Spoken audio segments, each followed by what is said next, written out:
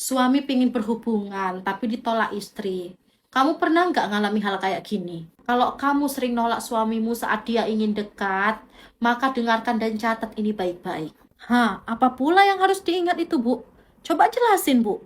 Banyak orang menganggap penyebab hancurnya rumah tangga itu perselingkuhan atau pengkhianatan. Padahal sebenarnya kehancuran rumah tangga justru sering dimulai dari istri yang sering menolak suaminya. Sebuah pernikahan menuju akhir biasanya melewati 3 tahap. Tahap pertama adalah penolakan. Penolakan yang sering terjadi, itulah alasan yang bisa membuat hati suami dingin. Ketika dia datang dengan penuh harapan, ingin memeluk atau bermesraan, lalu istrinya menjawab, "Aduh, capek banget, ganggu deh."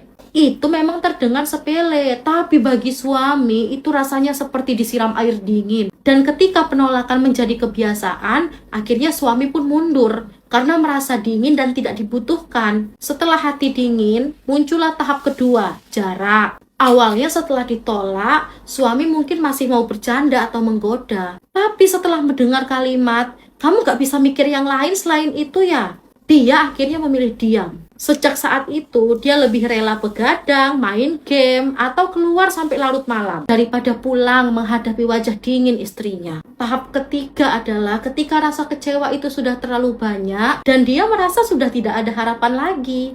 Dan di titik itulah perpisahan benar-benar terjadi. Semua itu sebenarnya didorong perlahan oleh sikap dingin istri, nak. Dan ketika istri sadar, lalu mencoba merayu atau manja untuk memperbaiki keadaan, seringkali sudah terlambat. Karena itu, kalau ada masalah dalam rumah tangga, hadapilah dengan komunikasi. Jangan gunakan tidur terpisah atau pindah kamar sebagai hukuman. Bahkan ada yang hanya karena suami mendengkur saja, langsung menolak tidur bersama. Padahal itu sama saja menaruh bom waktu dalam pernikahan. Ingat, keintiman memang bukan seluruh isi pernikahan. Tapi tanpa keintiman, pernikahan hanyalah cangkang kosong.